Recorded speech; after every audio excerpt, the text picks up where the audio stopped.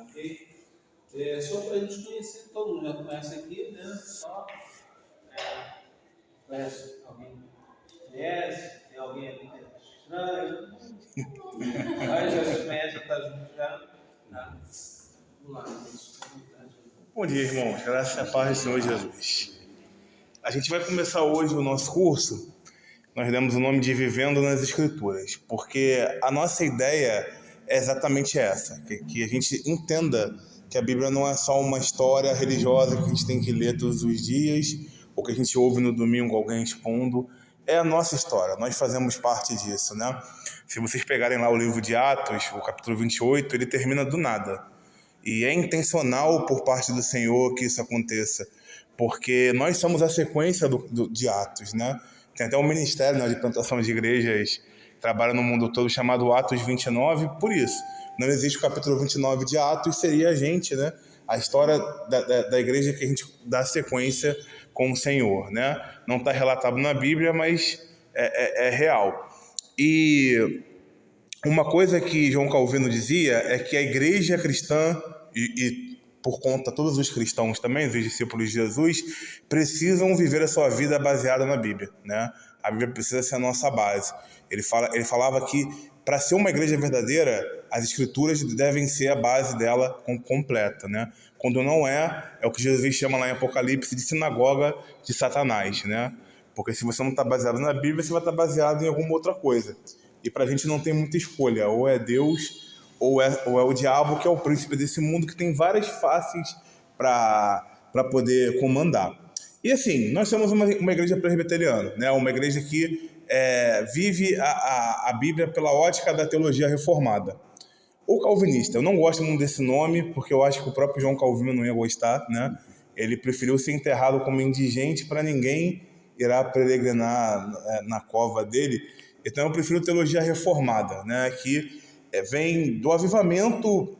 O maior avivamento da história é a reforma, né? Que tirou a igreja que estava indo fora da Bíblia para dentro da Bíblia de novo, né? Vocês já devem ter ouvido falar lá das solas da reforma, né? A sola escritura é uma das principais, que é somente a Bíblia. Solos Christus, que é somente Cristo, né? Que tem o poder para salvar. E a Igreja Católica Romana naquela época e até hoje, né? Já não é tão somente Cristo. Você tem a Maria aí como um elemento importante também para eles, né?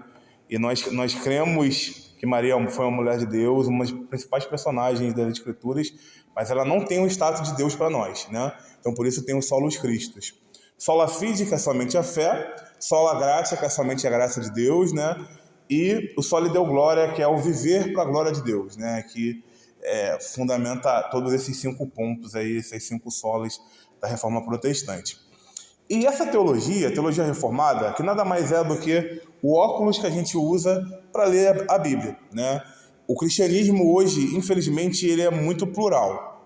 Existem até coisas que não tem nada a ver com o cristianismo que são colocados como cristãos, né? Hoje em dia, tipo o kardecismo.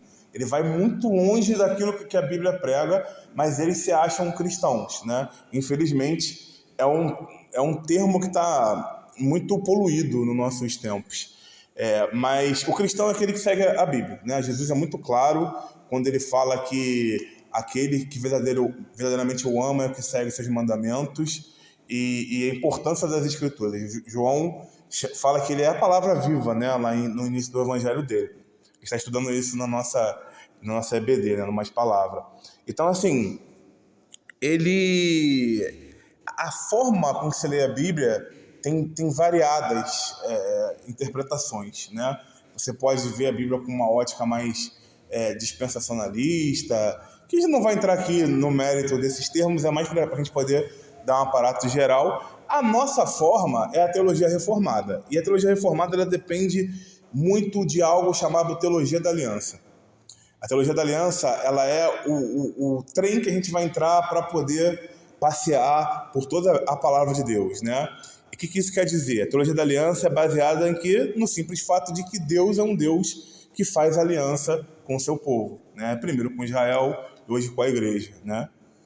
O aliança ou pacto, vocês podem achar aí também essa palavra, mas significa exatamente a mesma coisa. E por isso que Deus é um Deus de aliança. A gente canta isso, a gente fala isso, né? E às vezes não reflete na profundidade disso, né? Deus é um Deus de aliança e por isso que, por exemplo, o divórcio para Deus é algo que é uma tragédia, né? A nossa confissão de fé, ela libera em caso de adultério, a pessoa que sofreu adultério, não foi ela que quebrou a aliança, né? Mas para Deus a aliança é muito sério, né? Por isso que a palavra do cristão, quando a gente promete algo para alguém, é bom que a gente cumpra, porque senão o Senhor vai ficar muito chateado com a gente, né? Porque a palavra aliançada para Deus é algo muito importante, né? É a forma com que a gente lê toda a Escritura.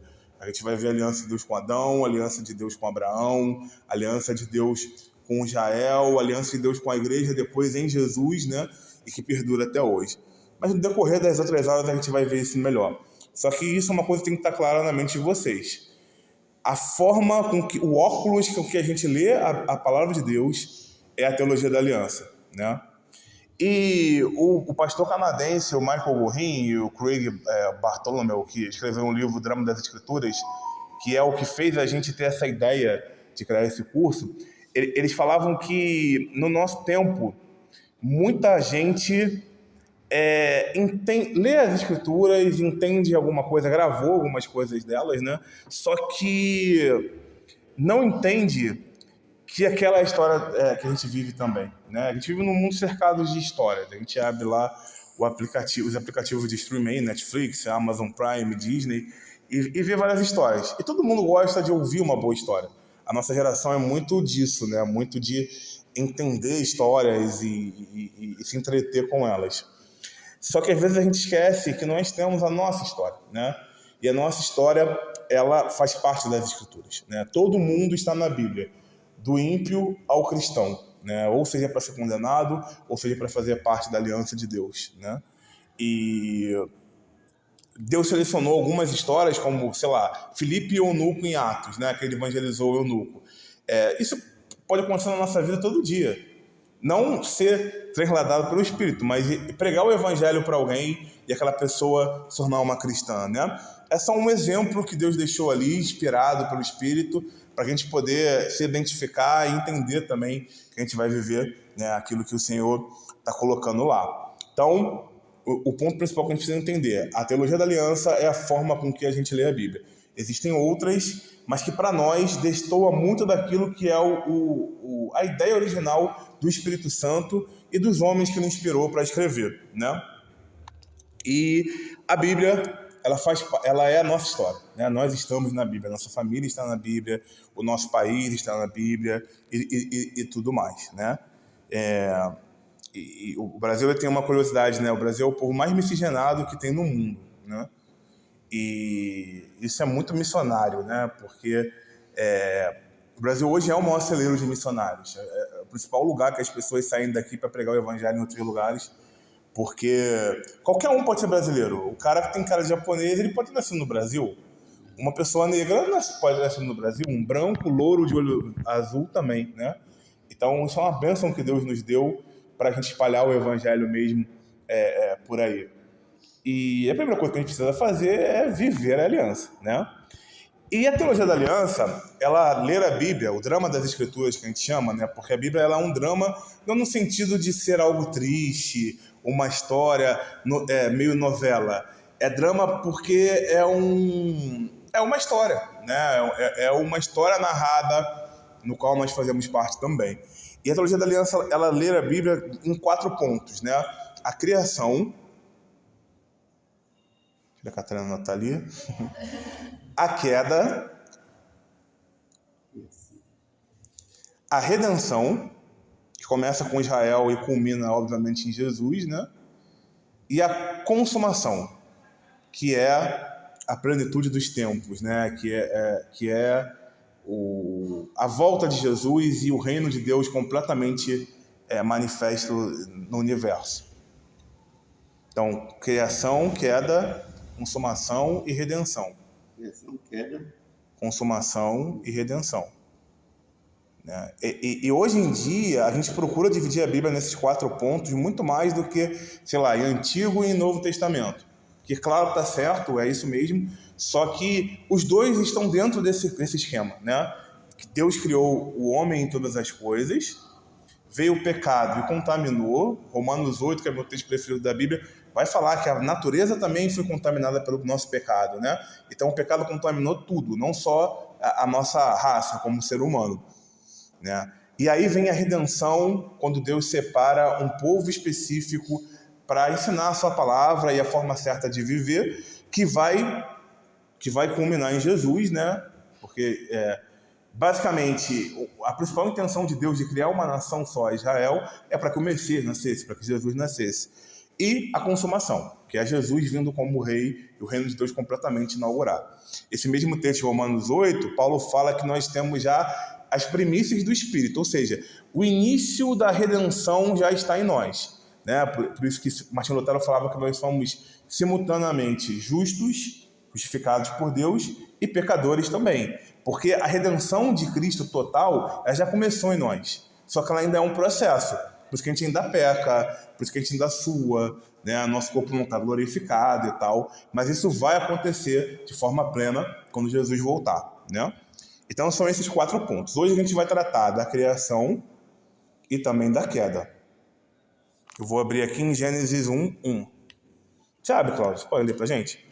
Fica melhor, fica mais interativo. A NAA. Tá bom, sem problema.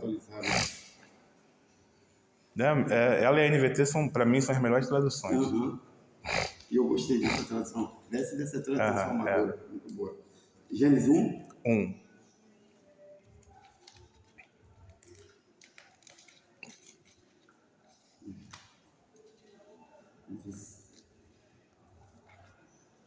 No princípio, Deus criou os céus e a terra. Tá? Agora você vai para mim em João 1, versículo 1. Já viu como a Bíblia está interligada, né? João 1:1. Isso.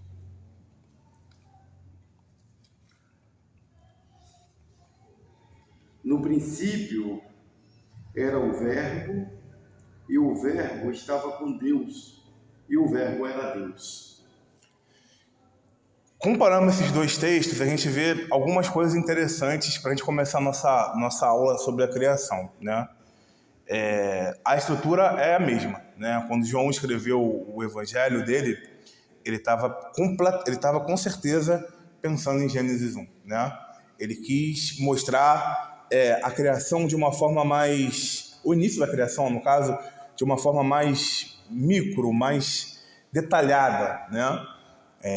E ele afirma ali que no princípio o verbo era Deus e estava com Deus. Esse verbo pode ser traduzido como palavra também, é o logos do grego, que é Jesus. Então a gente entende que Cristo não é uma coisa criada. Cristo é Deus e sempre foi Deus. Ele estava com Deus na criação.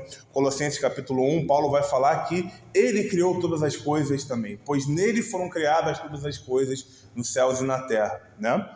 Então, assim, nós entendemos aí que o nosso Deus, ele é uma trindade, né? O texto de Gênesis mesmo, ele vai dar sequência falando que o Espírito Santo pairava sobre a terra, né? E através da palavra de Deus, porque foi um decreto de Deus, né? Criem-se as águas. Deus foi ordenando que as coisas acontecessem, e o Espírito estava ali. Então os 3 estavam ali, né?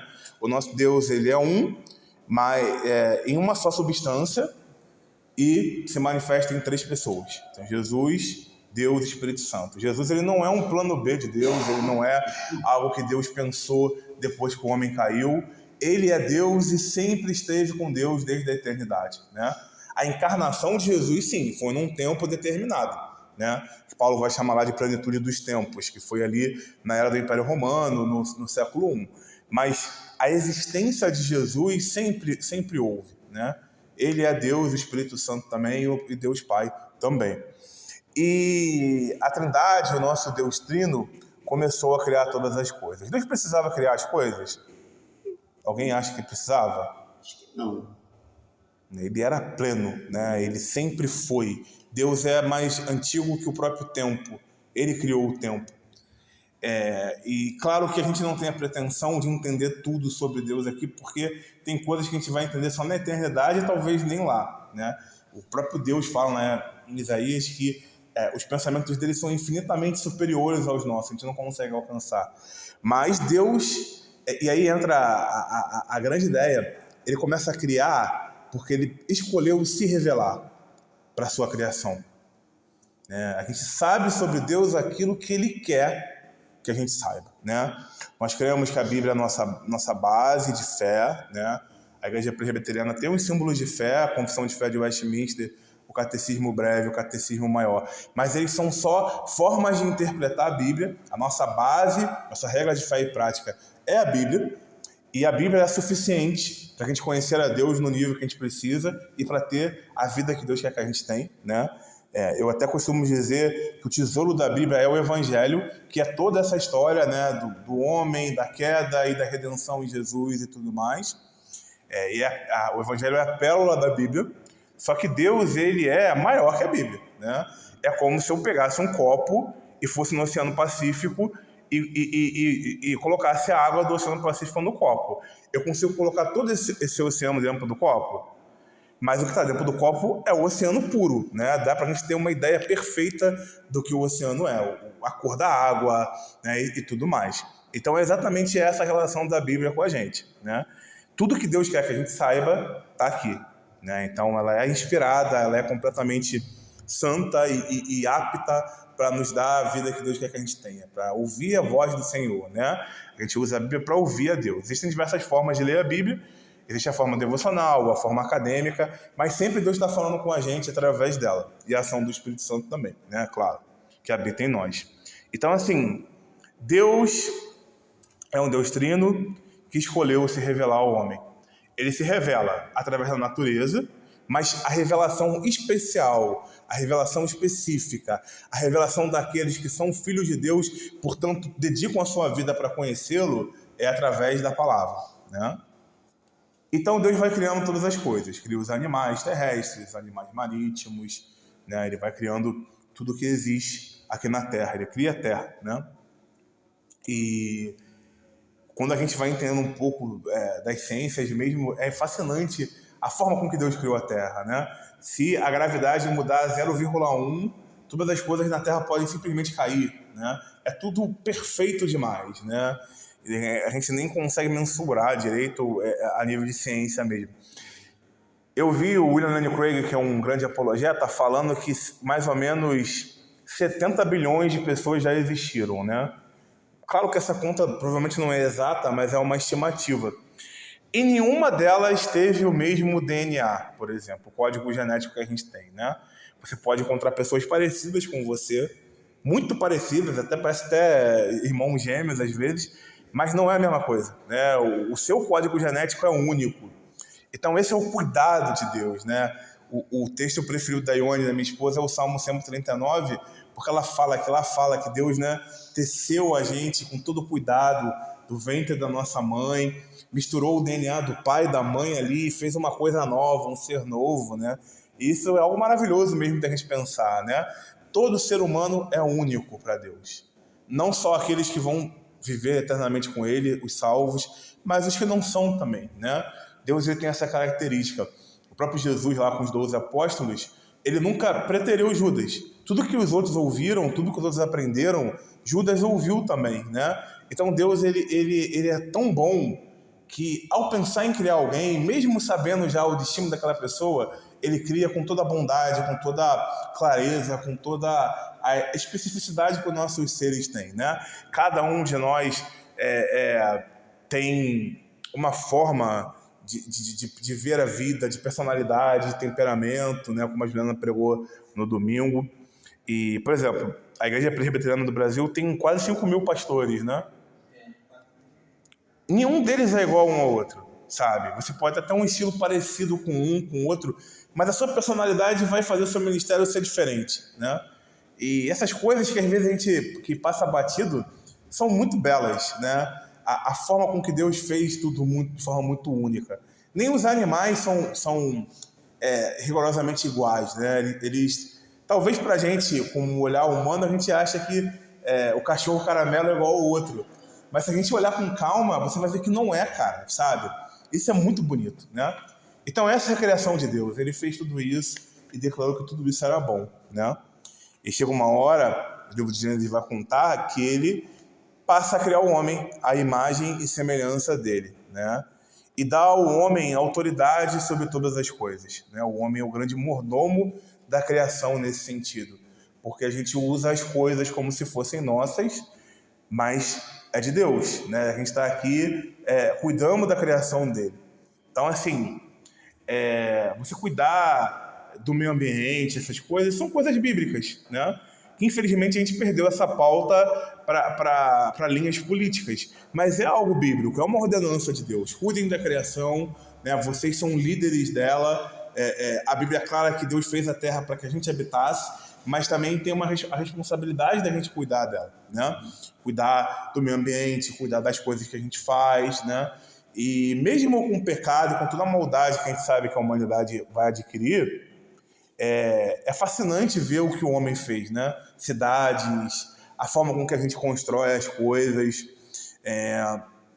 Eu não tenho conhecimento nenhum, por exemplo, de arquitetura, né? De construir prédios, casas e por aí vai. Mas quando o pouco que eu conheci, alguém explicando como faz a massa, o fundamento para construir algo, cara, isso é fascinante, sabe? É fascinante o quanto a gente é capaz de criar coisas através da nossa razão, né? E isso é a imagem de Deus, né? Deus é criador e fez o homem ali numa microesfera, numa esfera muito inferior, mas como alguém que cria coisas também, né? Deus deu o entendimento e os dons para que a gente faça isso, né? A gente veio falando sobre a pregação do pastor Homer à noite, por exemplo, e eu estava falando com o nosso pastor. Cara, eu não teria os insights que ele teve, né? De usar o tanque, lavar a roupa na mão, tal. Isso é bênção de Deus, isso é criação de Deus. É a nossa imagem e semelhança que nós temos a Ele de criar as coisas também, né? O problema é que o homem acaba querendo ser Deus, né? Criar outro ser humano e por aí vai. Não consegue, porque a Bíblia fala do sopro de vida que só Deus tem, né? Eu até acho que a ciência talvez consiga construir algum corpo, mas a alma não tem como fazer, né? E aí, já que eu acabei entrando nesse gancho, na sequência a gente vê Deus criando Adão da terra, né? E soprando o sopro de vida, né? Sobre ele. Que talvez seja, eu interpreto assim, pelo menos, a imagem de Deus, né? A capacidade de raciocínio, o fato de termos uma alma, um espírito que para nós funciona como a mesma coisa, né? Se for fazer lá a exegese dos textos, isso é Deus que dá, né? E só o homem tem. Nós somos imagem dele. Semelhança, porque nós somos capazes de criar, de governar também. E imagem, porque nós somos, de toda a criação, aqueles que possuem uma alma, um espírito, uma vertente mais não tão material assim, né? Vamos botar assim, né? E aí o que acontece? A gente, na teologia, criou-se algumas coisas que para mim são muito mais ciladas do que coisa certa.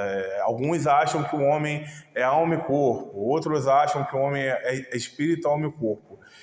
Para mim, não tem como separar uma coisa da outra. É por isso que o nosso corpo vai ser ressuscitado também. Quando você faz um bolo, você mistura lá ovo, a farinha, o leite, o que mais? Farinha eu falei, né? Fermento. Açúcar. Isso mesmo. Então, assim, fez o bolo. Eu posso tirar só o açúcar do bolo depois? Não. Só o ovo depois? Assim é o ser humano também. Eu creio que Deus, ele criou o nosso corpo, ele nos deu uma alma, e tá tudo misturado, não tem mais como separar, né? Então, tentar ficar separando essas coisas é algo que não procede segundo a palavra de Deus, né? É por isso que o nosso corpo vai ser glorificado também quando Jesus voltar, como está lá em 1 Coríntios 15, e o dele também foi, né? Ele é o primeiro, primeiro, como Paulo fala, o primogênito do Pai que viveu o que nós vamos viver, né? Porque o ser humano ele virou uma coisa só, ele virou uma coisa diferente, né, de tudo. Não tem como separar mais a alma do corpo e por aí vai. É por isso que a gente sempre ensina que o cristão ele precisa cuidar de si no geral. Ele não pode só cuidar da parte intelectual dele, dos sentimentos dele, do corpo físico, ele precisa cuidar de si em todo. Se o seu corpo está doente, você não vai poder conseguir dar 100% da sua parte intelectual. Vai tentar estudar com dor de cabeça, para você ver como é. Pois é, né? E se o seu intelecto está doente, o seu corpo também está doente. As pessoas que têm algum déficit de problemas mentais e por aí vai, a gente vê que é uma pessoa debilitada também, né? E se a sua alma está doente, todo o resto vai estar doente também, né? Você não vai ter uma vida saudável, uma vida próspera como deve ser.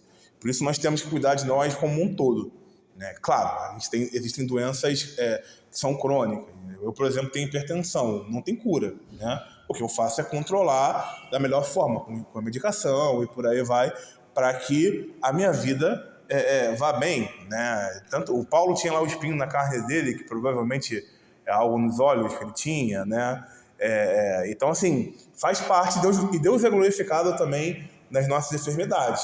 Só que, via de regra, a gente precisa se cuidar, né? Então, o texto conta como Adão, que é o primeiro homem, né? Ele cuidava das coisas e governava sobre as coisas, era o mordomo, né, da criação. E Deus, ele olhou para Adão e o que a palavra diz não é bom que ele ande só, né? Vamos criar a mulher, que também é imagem e semelhança de Deus, né? É da mesma espécie, da mesma raça que o homem, só que vai ser mulher. E eles vão se completar nisso, né? Então Deus faz Adão adormecer, tira uma costela dele e isso eu acho que é amplamente divulgado na biologia. O homem tem uma costela menos que a mulher, né? Isso é ciência. E dali ele cria Eva, né? Faz Adão adormecer num sono profundo e cria Eva. Alguns dizem que Deus fez uma cirurgia ali. Mas a questão toda é que ele cria Eva de Adão, né? E Eva é a mãe da humanidade, né? A primeira mulher. E eles viviam bem, eles viviam como um casal, como uma família. Daí surge a primeira família. Por isso que quando a gente prega, a gente vive dizendo que Deus criou a família antes de igreja, antes de Israel. O primeiro grupo social no qual Deus tem uma aliança é com uma família, né? E, cara, você pode ser a pessoa mais antifamília que existe, mas tudo que existe na humanidade parte de uma família. Primeiro, que para você fazer um outro ser humano, tem que ter um relacionamento sexual entre homem e mulher, né?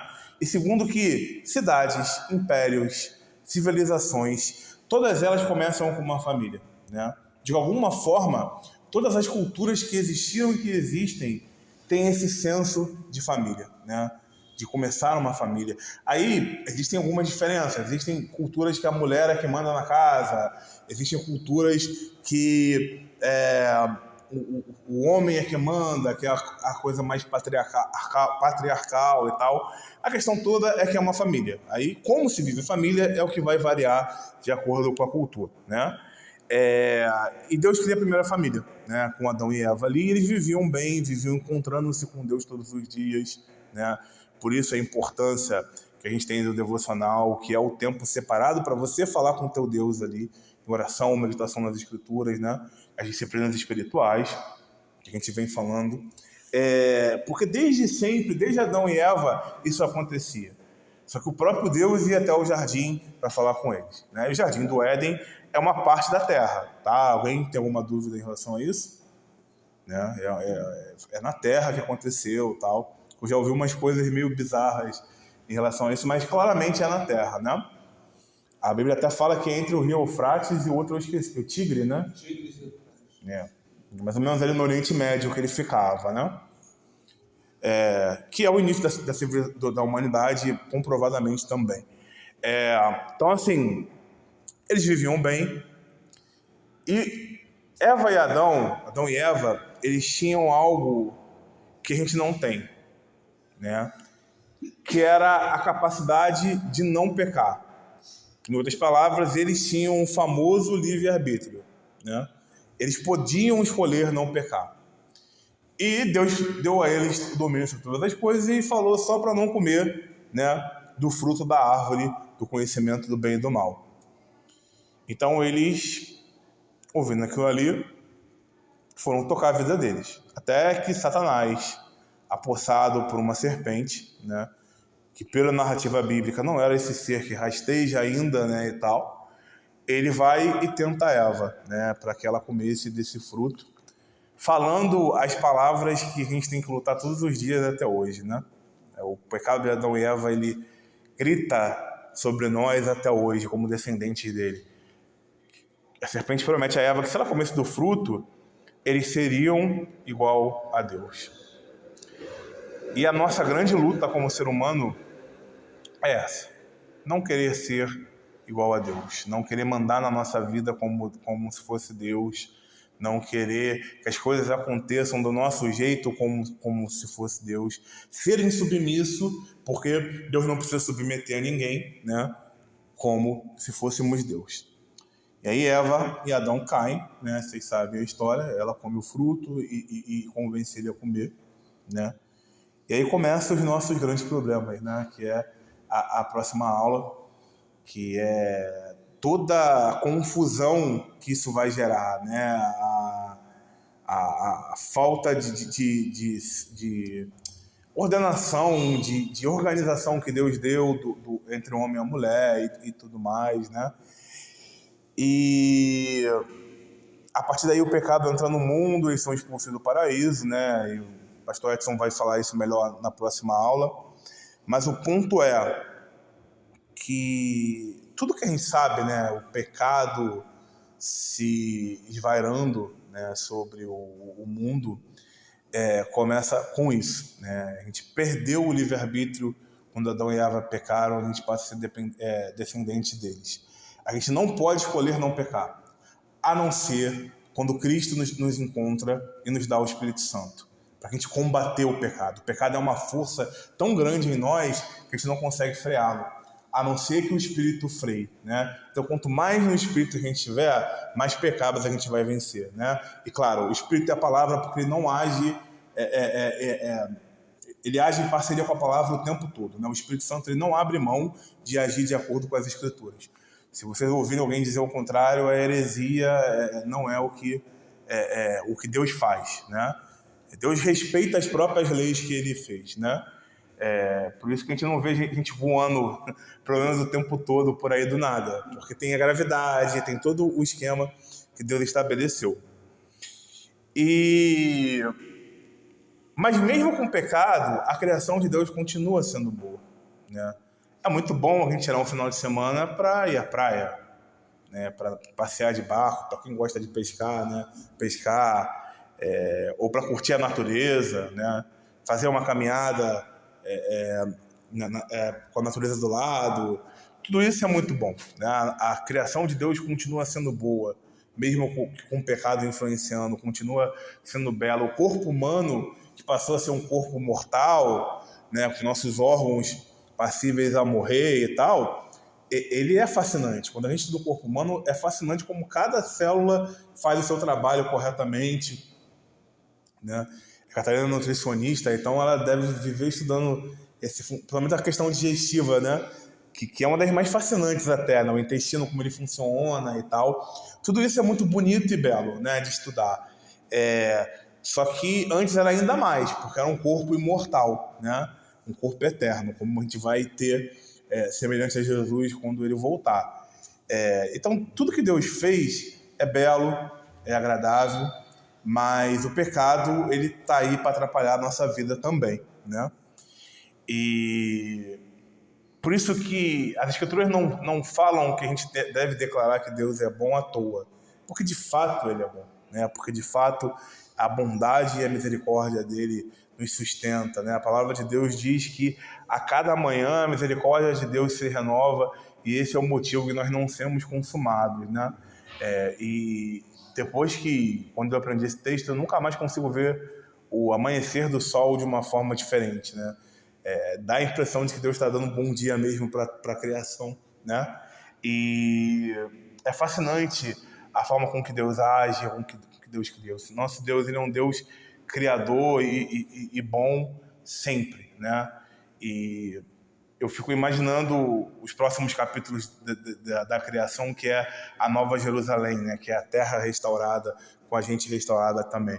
Por exemplo, a humanidade se mata para poder conquistar o ouro, né? Mas a Bíblia diz que o ouro vai ser o chão que a gente vai pisar da Nova Jerusalém, né? Então, assim, algo tão valioso para a gente hoje vai virar o piso que a gente vai pisar, né? E esse é Deus, né? De inverter a sabedoria humana e fazer com que seja nova todas as coisas. E é isso, gente. A primeira aula, ela vai terminar aqui, né? 5 minutinhos ainda aí de bônus. E agora eu queria abrir para perguntas. Se vocês tiverem alguma colocação, alguma pergunta, algo para perguntar aí para nós. Tem também não, meu. Porque hoje você está falando sobre sua criação, né? Na próxima vai falar sobre a queda, né? Isso. Com certeza na queda eu vou fazer pergunta. É porque, né? Não, porque é uma coisa, como você explicou, assim, para a gente entender melhor as escrituras, vamos pautar em detalhes, né? Para depois a gente não ficar confuso. Mas o seminarista falou aquilo, o pastor falou aquilo, eu não entendi. Não, uma coisa acompanhando a outra. Isso é importante, isso é muito bom. Gostei, parabéns. É a teologia da aliança, tá tudo tranquilo também, né? Como eu falei, nem todos os cristãos veem assim, mas é a nossa forma de ler as escrituras através da aliança. Isso que você falou aqui, até me fizeram essa pergunta esses dias assim, o que é aliança? Porque aliança é a mesma coisa que pacto. Quando você casa, né? Você casa com alguém, você está fazendo um pacto. Você tem que ser fiel àquela pessoa até, veja que o pastor fala até que a morte não é nem o pastor, é a escritura, que a morte separe. Então, a única que faz a separação de um cônjuge é a morte. Então, por isso que a aliança é um pacto. E Deus fez esse pacto com o homem. E é bom, o casamento ele é uma boa analogia, Cláudio, porque assim, a gente casa e usa aliança, né? Isso. O meu casamento não é o que está no meu dedo. Ele é um símbolo da aliança que eu fiz entre Deus, com Deus e com a Ione, de ser casado, né? É por isso que existe o batismo. O batismo ele é o símbolo da aliança que você está fazendo com Deus a partir de agora, de ser um discípulo de Cristo, alguém que Cristo vai tornar filho de Deus nele, né? E ele é um símbolo físico. Deus exige esses símbolos físicos, né? Seja a aliança, seja a certidão de casamento, é extremamente importante para Deus. Por isso que a união estável, por exemplo, é pecado, né? Não é casamento. Deus não abençoa a união estável, Ele abençoa o casamento, porque é uma aliança pública, que você está manifestando. Eu sou casado com essa pessoa. Tudo que eu tenho também é dela. E por aí vai. Né? E usa a natureza também como aliança. Quando Deus disse para Noé, todas as vezes que houver chuva sobre a terra, o meu arco passará. Uma forma de eu me lembrar que eu não destruirei mais essa terra com água. Com água, mas sim, né? Com água. Então, Deus estabeleceu aquela aliança com Noé, não só com Noé, com toda a raça humana até hoje. Né? É por isso que a gente vê aquele algo maravilhoso lá. Pois é bacana você falar isso porque é um símbolo que a gente perdeu, né? Isso, perdemos. É nosso, Deus fez para o nosso povo, para a gente lembrar com uma aliança, e tá na mão dos grupos LGBT, que mais aí, sei lá, tem mais alguma sigla. Mas é um símbolo cristão, um símbolo judaico também, né? De aliança com Deus. Então, é muito importante entender isso. Deus é um Deus de aliança, sempre foi e sempre será. Ele cumpre o que ele promete e nós temos que ser assim também, né? Então, cuidado com quem a gente faz aliança é fundamental, né? E que a gente seja fiel à aliança que a gente faz. Uma das coisas mais importantes que o Senhor falou comigo no retiro de pastores que a gente foi é que Deus, o que Deus mais quer de nós é que sejamos fiéis, né? Fiéis a Ele, fiéis ao nosso cônjuge, se a gente é casado, fiel com quem a gente tem aliança, com a igreja que a gente tem aliança, né? A gente troca, a nossa geração é muito descartável, né? Cara, primeira briga, vou descartar esse homem, essa mulher da minha vida e vou procurar outro. Primeiro descontentamento com a igreja, vou sair daquela igreja e vou procurar outra porque a igreja não falta. Mas não é assim que Deus quer que a gente viva. Ele quer que a gente estabeleça aliança, né? Existem possíveis brechas para quebrar alianças? Existem. O adultério é uma delas no casamento, né? Mas, segundo a teologia reformada, quem comete o adultério não pode casar mais. Mas quem é a vítima pode. A igreja agora não é mais bíblica, está pregando coisas que não estão na Bíblia. Também é uma quebra de aliança. Mas a igreja quebrou com você, não foi você que quebrou com ela, né? Nós nunca podemos ser aqueles que quebram a aliança, né? E é claro, todas essas alianças humanas que a gente faz, elas são semelhanças da aliança eterna que Deus fez com a gente, né? A aliança perfeita é a aliança que Deus fez com a gente.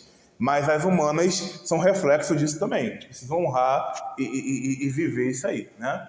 E não esqueçam do esqueminha: criação, queda, redenção e consumação. E é isso. Mais alguém quer falar alguma coisa? Perguntar? Beleza? Então vamos orar para encerrar? Eu vou orar. Pai Celeste, nós te damos graça pelo Deus maravilhoso, pelo maravilhoso e bom Deus que Tu és. Obrigado, Senhor, porque Tu criou a nós e todas as coisas no qual nós vivemos aqui na terra. E tudo isso é muito bom, Senhor. Ó Deus Santo, além de criar, Tu sustenta. E além de sustentar, Tu redime. Através de Jesus Cristo, da Palavra de Deus e do Espírito Santo, Senhor. Obrigado por isso, Pai. A Tua bondade é inimaginável, Senhor. Tu, Senhor, resolve os problemas que nós nos metemos, Senhor, muitas vezes. E aqueles que a gente não consegue resolver, Tu torna como algo bom para nós, como diz Romanos 8, que todas as coisas cooperam para o bem daqueles que Te amam e vivem de acordo com o Teu propósito. Obrigado, Senhor, principalmente por aquele que é o melhor que Tu pode dar a nós, que é Jesus Cristo, Senhor. O melhor de Deus não está por vir, está para voltar, porque já veio e reina para sempre ao Teu lado. E é o nosso Senhor e Salvador, aquele que une a gente a Ti de novo como Teus filhos, Senhor. Muito obrigado por isso, porque éramos rebeldes e Teus inimigos, mas através de Jesus nos tornamos Teus melhores amigos e Teus filhos amados também. E podemos chamar de Pai, de Abba Pai, de Paizinho, Senhor. Louvado seja o Teu santo nome, porque Tu és o nosso Deus Criador, que cria todas as coisas e nos permite até mesmo criar uma imagem e semelhança Tua. Tu és bom, Tu és maravilhoso e verdadeiramente digno de ser adorado. Nós chamamos no nome de Jesus. Amém. Amém.